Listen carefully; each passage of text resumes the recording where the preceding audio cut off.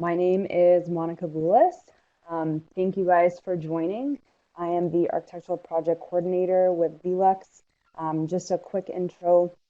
I'm not sure if you're able to catch all of that, but I am a Carleton architecture grad just from a couple years ago. Started working at Velux soon after my graduation.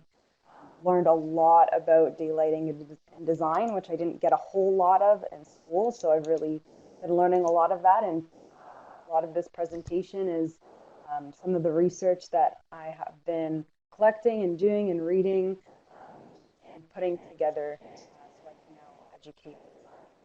And I'll just let Russell quickly introduce himself. Hello, my name is Russell Ibbotson. I'm the technical manager at Velux Skylights, and I come from the engineering side of things. So I'm the more physics and technical sort of person in the team for Monica and I will be the main presenter next week. But Monica is our main presenter this week. So thank you, Monica. Thank you. Okay, so let's.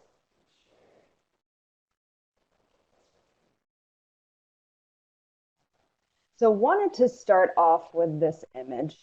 This is a Turner painting. Maybe some of you are familiar with him. Just before the Impressionist movement really broke through, this is an artist who really caught my attention. I think this is where my fascination with daylight really started, how it can absolutely encapsulate a scene. He painted these incredible visions of light and the sun. And then moving on to high school and started my introduction to architecture. I didn't really care or know much about architecture previously. Started learning about ancient Roman architecture, such as the Pantheon, which really stuck out to me. Had this central opening of light that would move around the space throughout the day. And then came the Gothic cathedrals, which absolutely took my breath away. Light is coming through colored stained glass and those windows, and it really made the space glow and dance with color. And that was a real sense of wonder for me. And then moving on to university to get an architecture education, I discovered a whole bunch of different architects during my studio time. One of them being Stephen Hall, who really stuck out to me. He had such a unique and brilliant way of bringing in light into his buildings in multiple ways. And this for me started the question of how can we design beautiful buildings in today's context that flood with light and color in beautiful ways. And that is what Velux is all about. We are so much more than a skylight manufacturer. We really believe that our communities deserve well-designed buildings. VE, short for ventilation, and lux, the Latin word for light. This really expresses our core vision that good design deserves good ventilation and good daylighting. And Louis Kahn had famously said that natural light is the only light that makes architecture architecture. And throughout history, daylight has always been a key component in the design of spaces and should continue to be in present and future design practices. So today we're going to be focusing on three core principles of designing with daylight from above. And then next week, Russell is going to be touching on some important considerations for performance. So first principle, skylight. So just to clarify, I don't mean a skylight like the product that we sell, but light from the sky. So daylight is most powerful from above. Roof windows and skylights have actually been proven to provide up to 2 to 3 times more daylight than facade windows. And a good rule of thumb that we like to use is the more sky you see, the more daylight you get. And the sun is an extremely dynamic light source. You have multiple sources of light. This can be direct, indirect, or reflected. So think on a really sunny day, you're getting a lot of direct light. To put a measure of light, that's about 100,000 lux. And then you can have indirect light. So think of a cloudy day. You're having light that is passing through the atmosphere, through suspended particles, light vapor, dust. And you're getting about 20,000 lux. And then we can also have reflected light. So actually 10 to 15% of light that is entering a building is reflected off of the ground or neighboring surfaces. And kind of a baseline of light that we like to use for a measure of light is about 500 lux. And this is what is generally necessary to perform most tasks. And there are many factors that affect daylight coming into a building. So you have sky conditions, location, surroundings, if there's any obstruction from buildings or landscaping, the orientation of your building size and shape, interior materials. The list goes on and on. And considering the placement of a skylight can actually combat many of these factors. So this is a model of a hypothetical commercial space that we developed in a software called the Daylight Visualizer that Velux had actually helped to create. And this is used to perform daylight analysis and simulations in buildings. So you can actually create simple models in the tool itself or bring in another model. And just by the way, this is something that you can download off of our site for free if this is something you're interested in trying out. And it essentially measures and evaluates 3 elements of daylighting. So this would be luminance, illuminance, and daylight factor. I'm going to touch on these a little bit more throughout the presentation. So just about the 2 models that we created one with a facade glazing scenario, and then the other with 2 atrium skylights that are running the length of the building. So in order to accurately compare, we created both models with approximately the same glazing to floor area ratio. And alongside our digital models, we also made physical models to get a better sense of these principles. We created our own makeshift heliodon to set our models in place. A heliodon is a device that simulates the sun angles and daylighting. We created quite an inexpensive version using a music stand and photography light. And we also used a webcam to track photos and videos. So you're going to see a combination of digital and physical models throughout the presentation. So the daylight visualizer I mentioned measures luminance and illuminance. So really understanding the difference between them. Luminance is the light that is bouncing off of a surface that the human eye sees. So it's this human perception of brightness.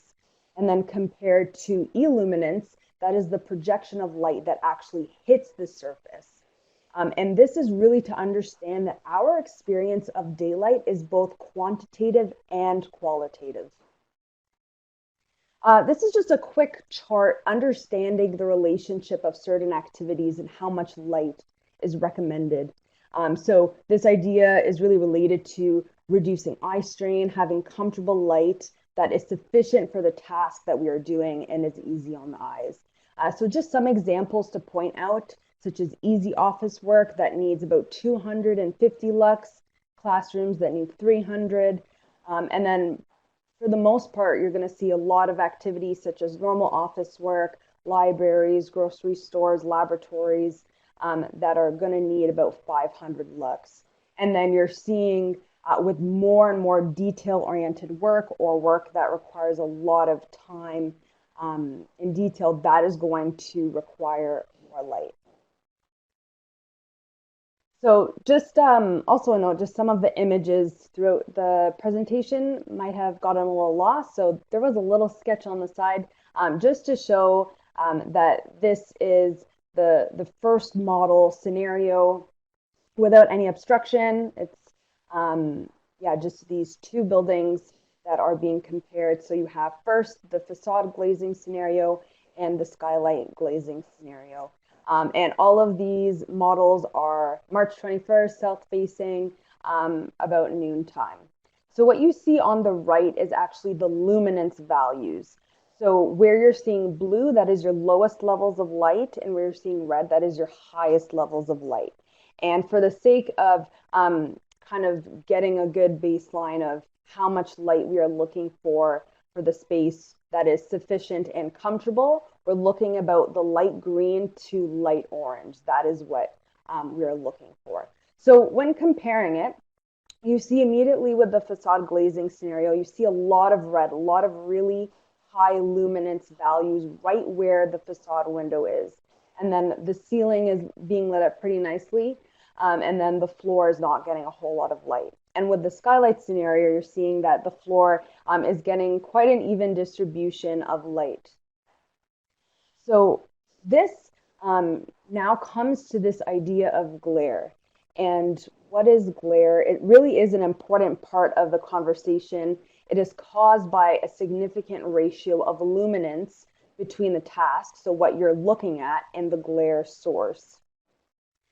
And this starts to make a lot more sense too when we're looking at daylight factor. So this is the third element that I had mentioned that the daylight visualizer is looking at, and that is that ratio of internal illumination to external illumination. So when you're comparing the facade glazing to the skylight, you really see the difference here dramatically. So with the facade glazing scenario, you're seeing, again, a lot of that really intense light focused closely to where the facade glazing is. But most of that light isn't even reaching more than a third into the space. So you're having a lot of glare where the the facade window is, but you're not getting a lot of light into most of the space. So when you compare that with the skylight scenario, you're seeing that the light is being brought in really evenly. It's dispersed throughout the space, and it's reaching to the periphery of the space as well. So same model, but now with obstruction. So we're having a 32-meter high building that's 22 meters away. So a pretty common Toronto street storefront scenario. There's not a whole lot of difference, but what you are seeing is with the facade glazing model, you are seeing more of those orange values. So some of that light is not coming in because of the obvious obstruction of the building. But with the skylight, you're seeing that not a whole lot has changed. And that's to say that roof windows and skylights are less subjected to the building's surroundings and obstruction. So looking at orientation, you're seeing the skylight model facing north, east, south, and west. And you're seeing there's little change to the luminance values. The space is still evenly lit in all of the scenarios. And the main takeaway here is that skylights and roof windows are less susceptible to the effects of orientation. Now, looking at the facade and skylight models at different times of the same day, so you're seeing that there's more even light throughout different times of the day when you're facing upward. So due to the sun path throughout the day and the year, you're finding that vertical windows are more susceptible to facing away from the sun. They're receiving less direct and indirect daylight. But skylights are more exposed to more direct and indirect daylight for longer periods of the day. And another reason to consider the skylight is that deep rooms are vulnerable to daylight starvation. So this is a pretty typical commercial office floor plan. I used to work at IBI Group Architects in downtown Toronto. So this was pretty typical. You have this really large floor plate, and you will probably have some small offices along the perimeter, and then the remaining offices or desks are kind of in that open air space, often with little to no access to windows or vertical glazing. So you're only going to have a small percentage of people that are actually receiving adequate and comfortable daylighting. I know when I was working at IBI, I mostly just had my lamp on, or there was artificial lighting that was on for the room, and I rarely saw the light of day, pun intended. So this is pretty typical. And then just to emphasize this point, we created another scenario. So this is a classroom scenario. So first we're seeing situation with 10% glazing to floor area ratio. You're seeing when you're looking at the daylight factor, a lot of that light, again, is not reaching even more than a third of the way into the space. You're seeing that those desks are really starved for daylight. They're going to have to turn on their artificial light in order to see, read, and do the tasks that they need to do. So a pretty common solution that a lot of architects like to go towards is the floor to ceiling glazing. So yeah, you're definitely bringing in a lot more light, but you're also bringing a lot more glare. And still that light is not reaching far enough into the space for those two inner desks to have enough daylight. You're still gonna have to turn on some artificial lighting. And then we go to the third situation where we're going back to the original facade window scenario, but then adding two skylights above. And what you're seeing is the light in the space. You're receiving a lot more light, and it's a lot more evenly distributed throughout the entirety of the space. Um, and what we're doing is we're actually reducing the overall glazing to floor area ratio by 10%. So by using skylights, you're able to bring in more light and more comfortable light by also reducing your overall glazing. So second principle is thinking of placement and scale. So first comparison is the center versus the wall placement. So what you're seeing with the center placement of that atrium skylight, you're getting a pretty even light throughout the entirety of the space when you're looking at that daylight factor. It's reaching pretty far into the periphery. And you're having this less perceived contrast of light because it is evenly distributed throughout the space. And then you compare that with the placement against the wall.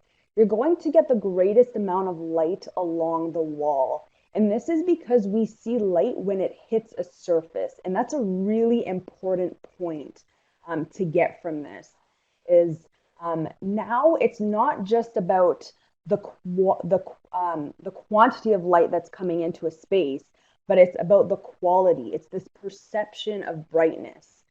The same amount of light is still entering the space, but now the location is changing our perception of light in the space.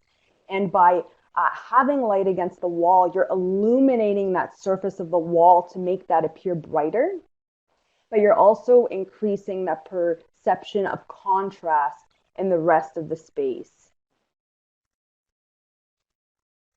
So this is just a few of the physical models that we kind of tested out.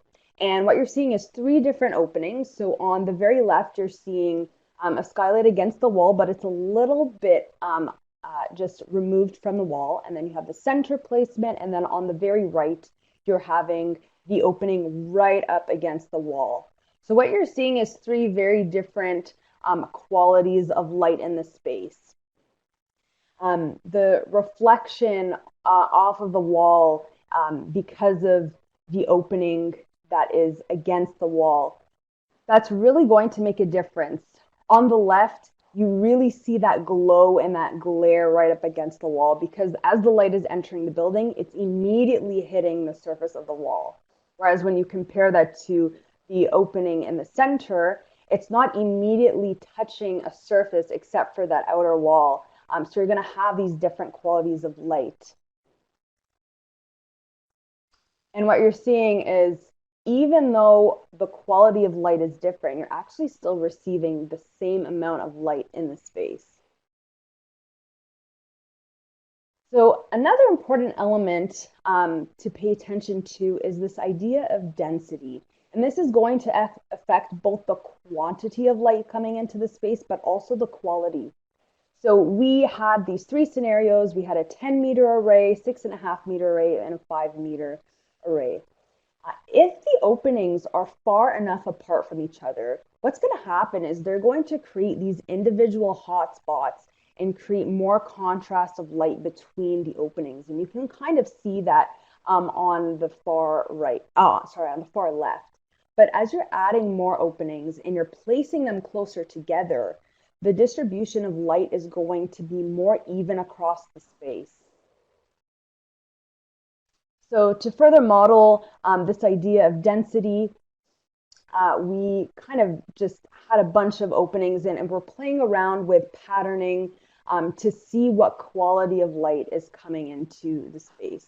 So of course, as you're having more openings, you're going to be bringing more light into the space, but you're also going to be removing those darker projections. You're going to be decreasing the overall contrast of brightness.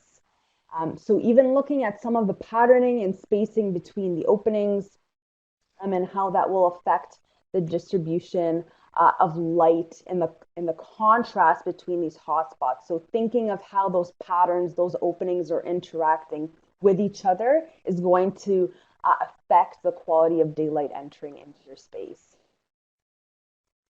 So distance from floor, we have these three scenarios, 4 meters, 8 meters, and 12 meters.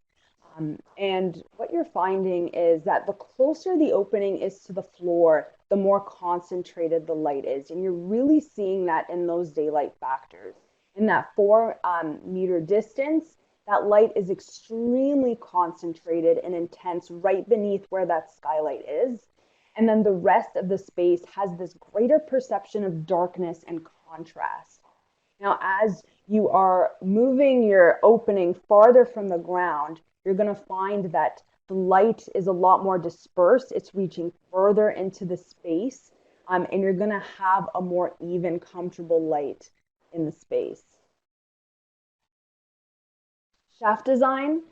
So that last kind of sketch is blurred out, but that's essentially showing a longer shaft. So these three scenarios, you have a straight shaft, a flared shaft, and then a long and straight shaft. So when you're having these comparisons, you're seeing with that straight shaft how much light is being brought in compared to the flared shaft that has a more dispersed light, and the light is reaching farther into the space. It's reaching closer to the periphery of the space.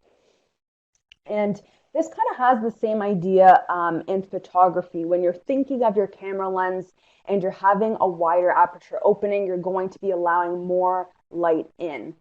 So it's a similar concept where you can bring in more daylight into your space by having a larger opening, or you can flare your shaft so that you have the effect of a larger opening, but you're not actually increasing your glazing area. You are just working with the shaft to bring in more daylight. And then comparing that to the long and straight shaft, you're getting the least overall spread of light.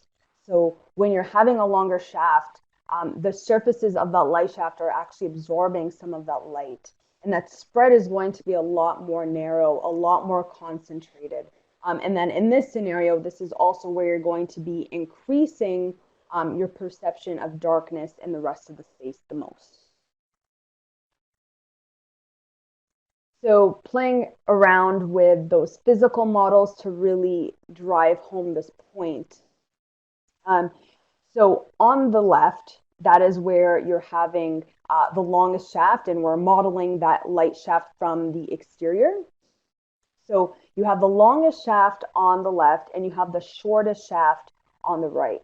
So again, with the longest shaft, you're going to have the most intense and concentrated light. And then as your shaft is getting shorter, you're going to have the greatest dispersion of light. And this animation is kind of to show how much light is being brought in and the reach of the spread with the shorter shaft.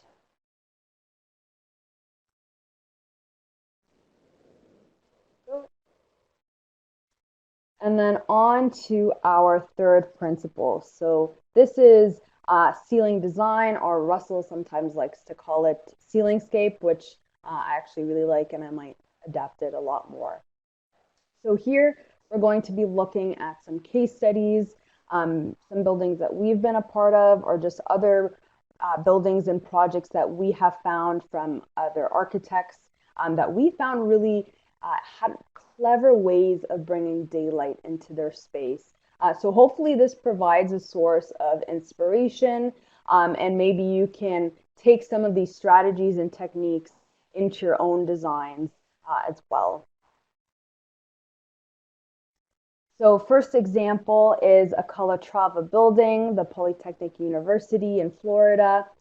So this building uses 3 layers of roof to give this even glow throughout the building.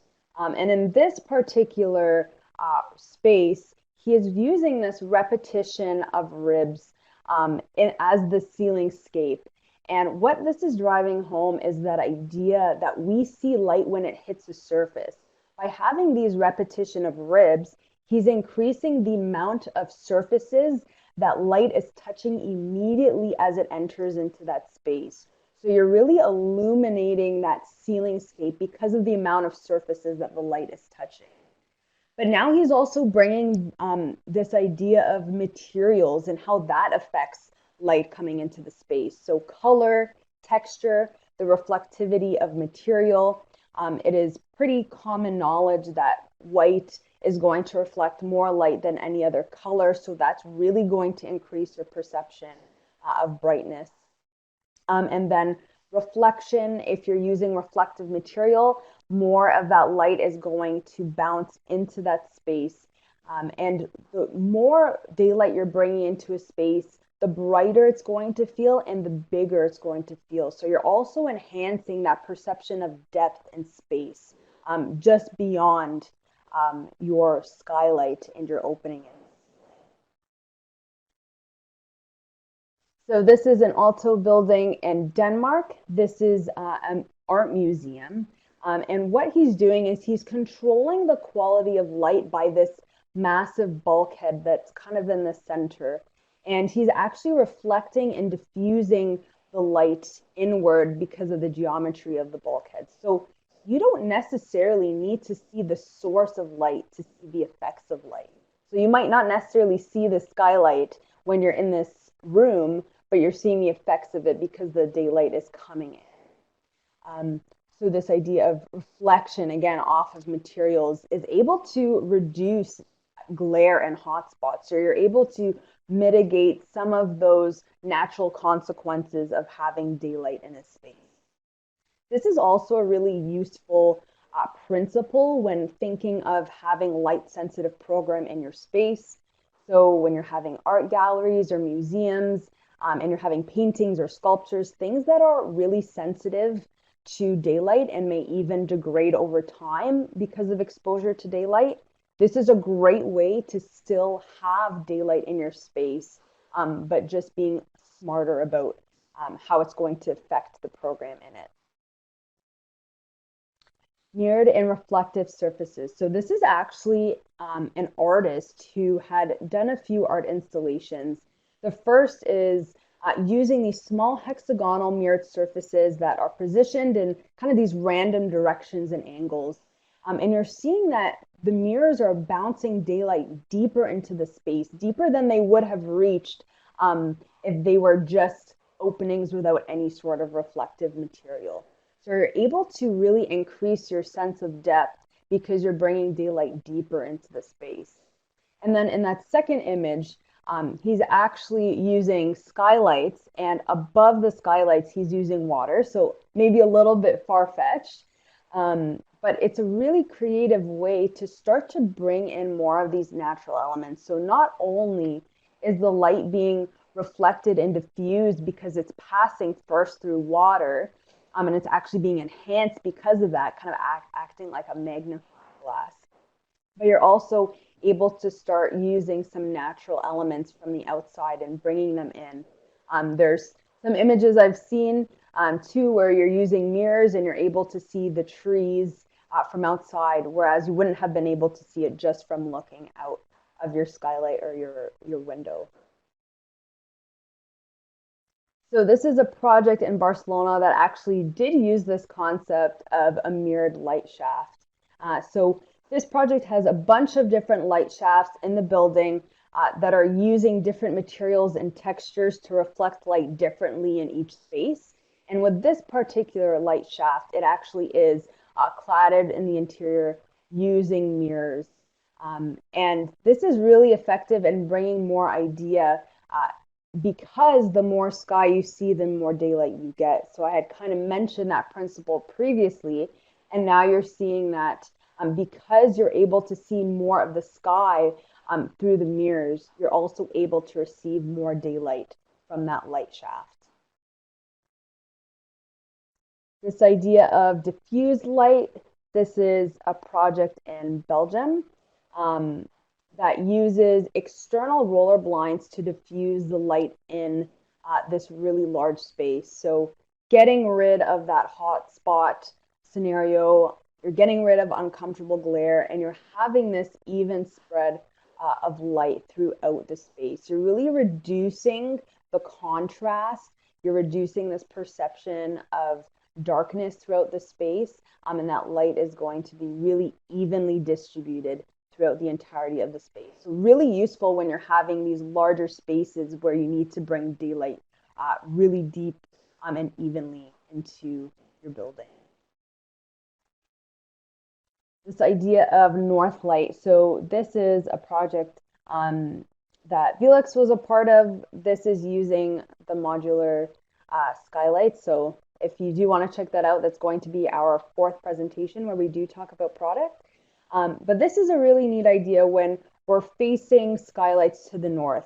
And often the north gets kind of beat up on a little bit in regards to facade glazing and vertical glazing, because we know that the south is going to receive the greatest exposure of daylight into the sun. But using the north is really useful when you're using skylights and roof windows, because you're able to receive a really even light. You're reducing that glare, and you're also reducing heat gain that is due to that limited direct sun, but you're receiving a lot of indirect daylight, which is going to give a really even distribution of light throughout the space. Pattern light. So this is a project in Spain. You're seeing that it's a pool, and the architect essentially designed these vertical windows and skylights in this kind of randomized pattern.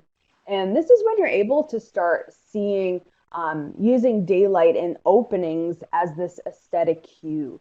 So the architect is using the natural consequence of daylight, so that being hot spots and glare, and he's actually creating this pattern in the water. It's creating a really dynamic scene as the sun is moving in the sky throughout the day, and then maybe you have some kids that are splashing in the water. You're really creating this vibrant moment in the space. So not every project is going to be able to do this, but when you get the opportunity to start having more of these creative kind of ideas and concepts in your space, this is one way that it can be done. Pyramid light shaft. This project, I really love talking about it. I originally discovered it in the Daylight and Architecture magazine that we issue seasonally. And when I first saw this project, I really thought it was just a really neat design. And it wasn't until I was studying it further that I really saw how brilliant this project is. So this is in Austria. It's a secondary school, and this image is taken in the gym.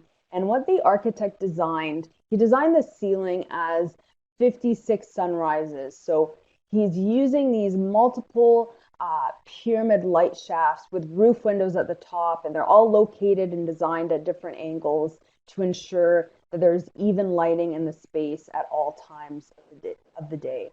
And I find this such a clever design, because what you're seeing when you're looking at that section, those light shafts are relatively deep.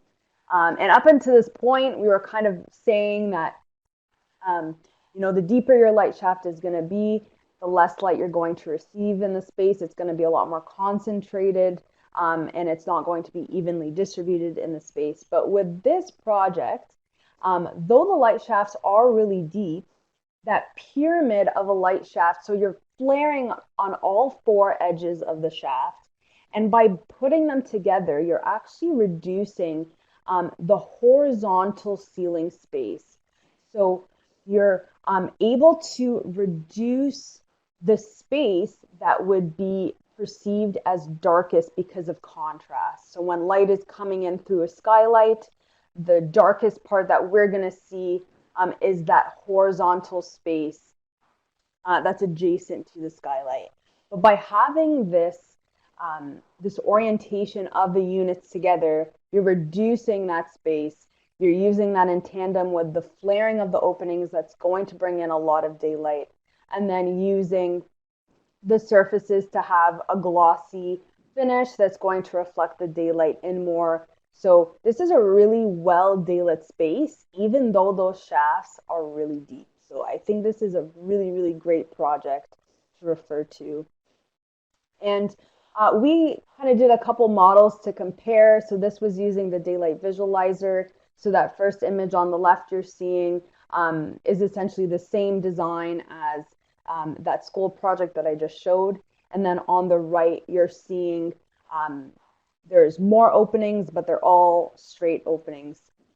So they're actually using comparable glazing area between these two images, but you're having less openings and flared openings on the left and more number of openings, but straight openings on the right. And you're seeing a massive difference of the amount of light that's coming into the space. So you're really going to increase your perception of brightness in the space when you're reducing that horizontal space.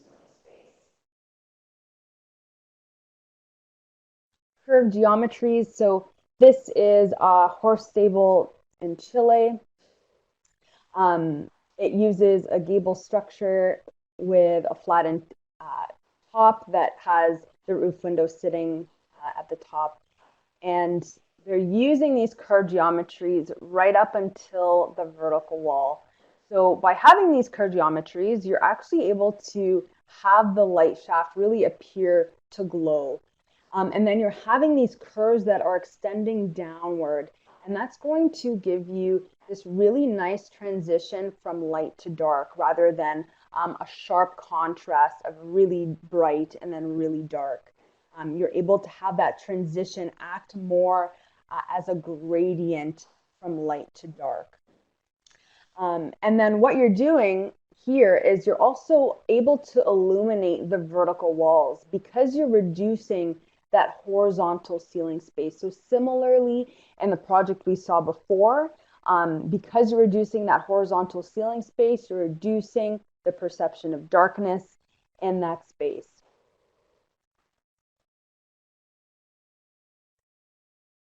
So I'm sure this image is a little bit familiar because I used it at the beginning of my presentation. This is a Stephen Hall project, Museum of Contemporary Art.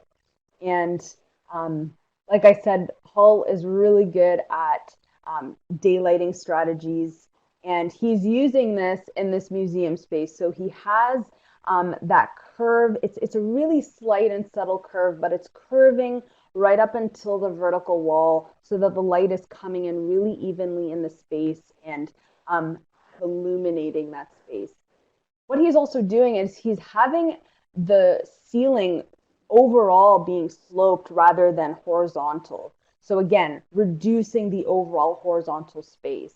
And then another thing he's doing is he's bringing in light from across where the skylights are positioned to actually illuminate that ceiling space. So he's bringing light to the areas that we would perceive as darkest because of using that skylight. And doing a couple of tests in the daylight visualizer with the angles and comparing how the angle will affect the daylight that's coming in. So you're really seeing that it's going to affect the distribution of light in the space. And this really follows a similar principle of the depth of your light shaft. So you're going to consider, is the light going to reach the wall? Because if it reaches the wall, it's able to touch more surfaces, and the more surfaces that light is touching, the more light we are able to see in the space. So you're seeing with that 45-degree angle, you're actually able to bring more of the light in. It's acting more like a flared shaft, and that light is able to touch more of the floor and the wall. And as your angle starts to get increased to 70 degrees to 90 degrees, you're not allowing as much light coming in, and it's going to be slightly more concentrated because it's acting more like a straight shaft. So ceilings with a clear story. So this is actually a similar concept to that Stephen Hall project that I had brought up just a couple moments ago. So what you're seeing here is the ceiling is sloped inward on both sides. So by doing this, the architect is actually increasing the depth of the light shaft. Um, so this is still a really clever way to bring daylight in, because even though you are bringing in um, light through the skylights and it is through a deeper shaft, you're still able to illuminate that ceiling space. Because it's sloping inward and downward, that clerestory is really going to illuminate that ceiling. And when you're bringing greater light to your ceiling and you're illuminating it, you're able to increase your perception of brightness towards the ceiling. So utilizing circulation space, we really can't get around using circulation spaces. We need it. We have stairwells and elevators. And this is a really great way to bring light down multiple levels of your building. This is really effective in bringing daylight into those really deep and vulnerable parts of your building as well. I was kind of earlier showing that typical commercial floor plate. And the solution here is really bring light into that core by having light from above. And considering also designing your spaces, your circulation spaces, more open concept so that you're creating more opportunities to share daylight in those spaces. So the areas that are really starved for daylight, you're really able to bring daylight more into those spaces. And now you're giving opportunity for interior rooms to receive daylight from multiple sources in multiple directions, rather than just having a vertical glazing or vertical window kind of in their room. They're able to receive light from the other end as well. Borrowed light. So this is the United States Courthouse in Phoenix. And that room that you're seeing on the left is contained within that large cylinder that's sitting in that large, fully glazed atrium space. And rather than just using opaque material, the architects decided to have above with translucent and transparent glazing. So they're bringing in daylight, it's diffused into that space, and again, you're borrowing all that light from the atrium. So this now brings into conversation how you can start designing some of your interior spaces. They don't have to be closed off. You can consider sharing light from a single source with multiple interior spaces. You can think about using translucent materials or perforated materials to bring light in the space, but still maintain a level of privacy. And wanted to conclude this section with just a brief case study of a building that I'm sure many of you know, and hopefully many of you have been to. I went to school in Ottawa for 4 years, so I was here a lot, and I absolutely love this building. And I don't think I really appreciated how well it was designed on a daylight level until really studying it. So Moss Safdie did a really great job in designing the overall gallery to accept daylight into a majority of the spaces. And that section diagram just shows a few of those ways that he was doing that. And I actually wanted to kind of show some of the techniques that we were talking about and some of the ways he was using that in different parts of his spaces. So first, he had that placement against the wall. He's able to illuminate that wall, and even placing that sculpture there, it's almost creating this moment of light that's coming down to that sculpture and really illuminating that piece. And then you have light shaft design. On the right, he's using that flared light shaft, and it's flared right up until the vertical wall. So he's illuminating that vertical wall. He's reducing the overall horizontal surfaces that we would perceive as darkest. So he's bringing in a lot of light that way. On the bottom left, this is really neat. He is using a mirrored light shaft in conjunction with curves. So in this situation, if you actually look back to the diagram previously, you're seeing that he has this scenario both on the upper level and the lower levels of the gallery.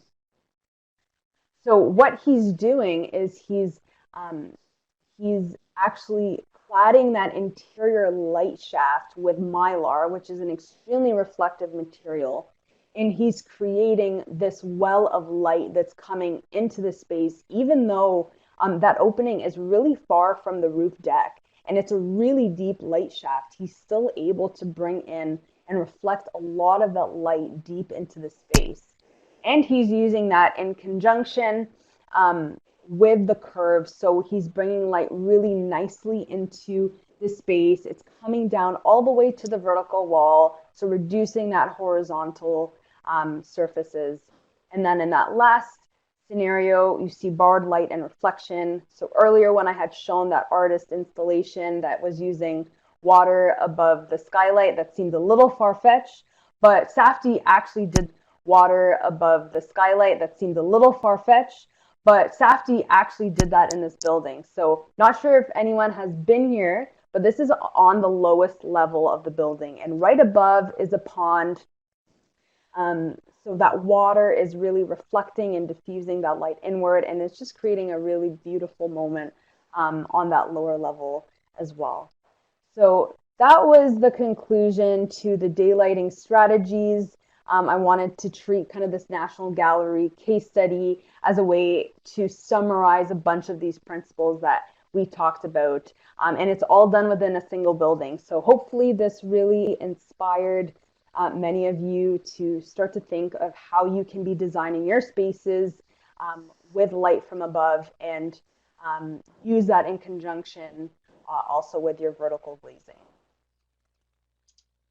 Okay, Monica, that was great. Thank you very much. So this is Russell back, and I just wanted to add in before we go to questions that next week I will be presenting Daylight from Above technical considerations, and I'll be digging in deeper on the energy, the comfort, and durability elements of dealing with skylights, with building code and energy modeling and using building science and comfort metrics to really get a deeper understanding of the more physics-based elements of working with skylights. Monica did a lovely job going through the principles today of the daylight design. Great case studies, good use of the computer models and physical models. So something that I think we can all relate to. So again, thank you, Monica.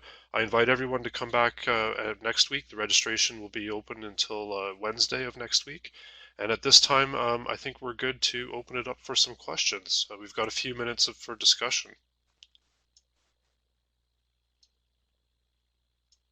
There is the participant chat box available. So if you have it in full screen, you can minimize that and then produce or make available your participant chat, and we'd be able to talk a little bit about what Monica presented today. Sure. There was not seeing one from the group yet. Somebody's writing, but just whether they're writing. On slide 48, you showed the model that looked at the flared light shafts and compared it to the multiple light shafts. And it was the slide just after the school gymnasium with the prism light shafts. Were those skylights at the top of those light shafts? Were they the same size?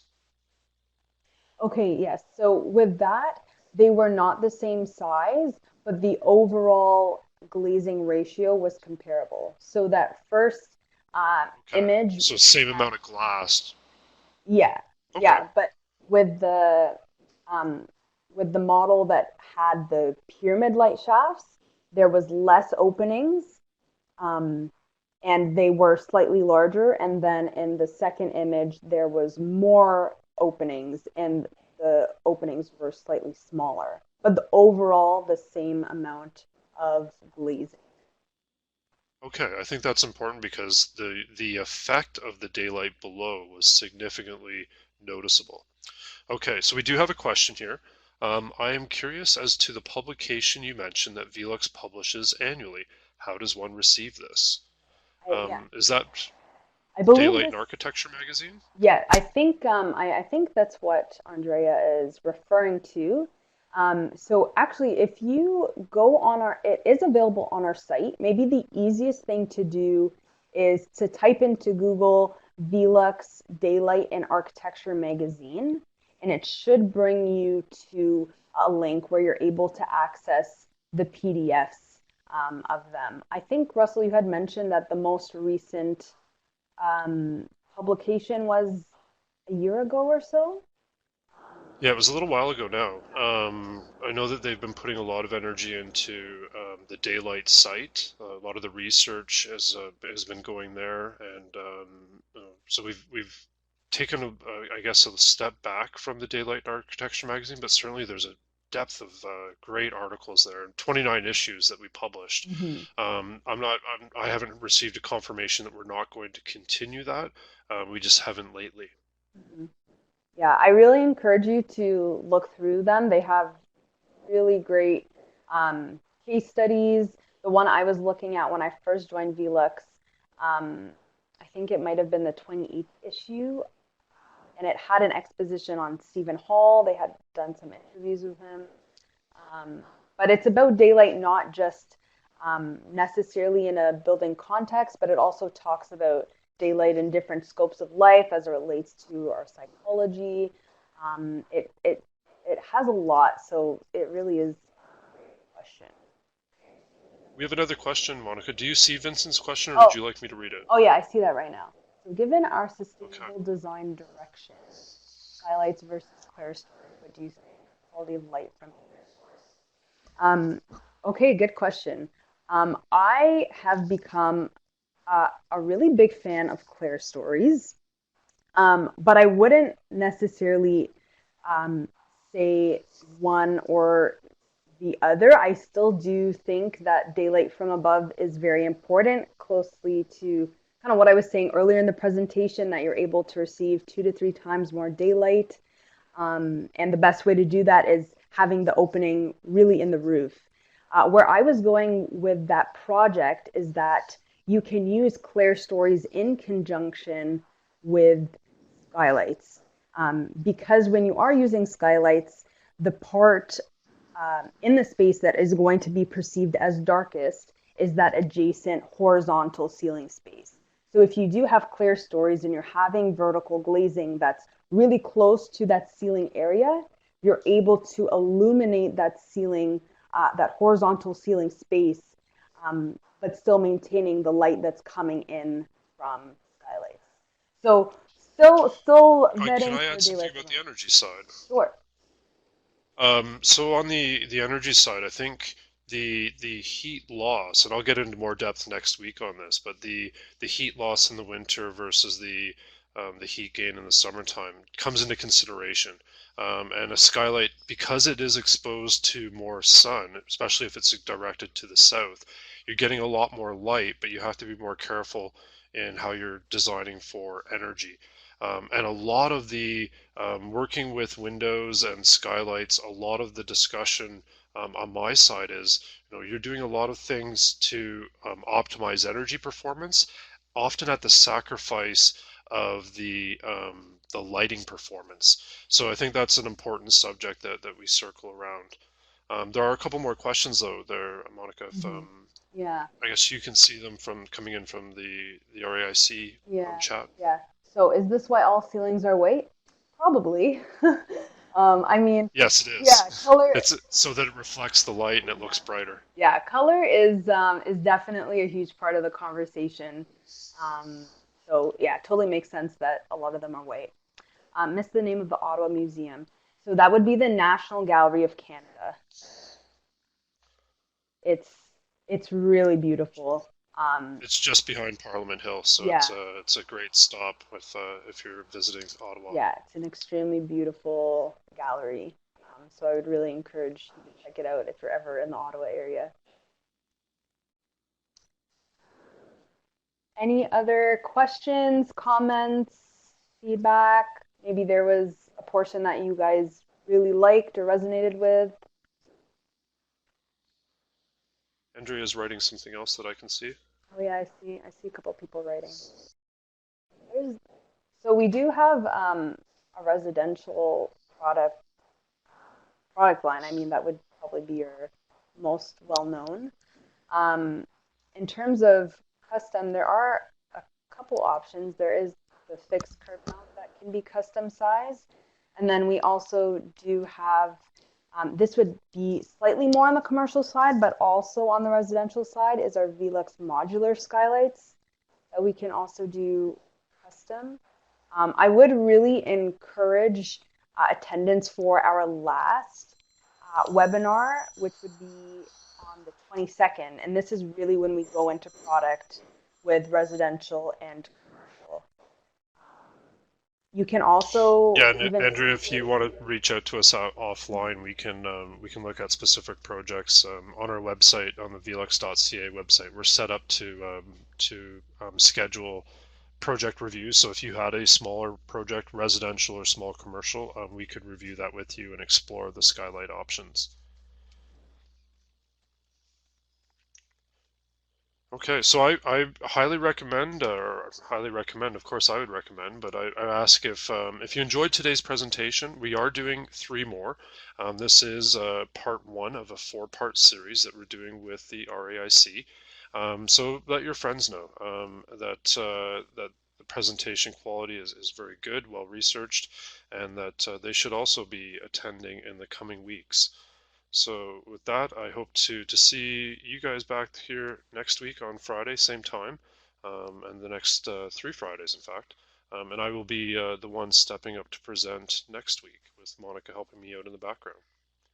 So we're here for a few more minutes. If anybody does have a couple more questions, let us know.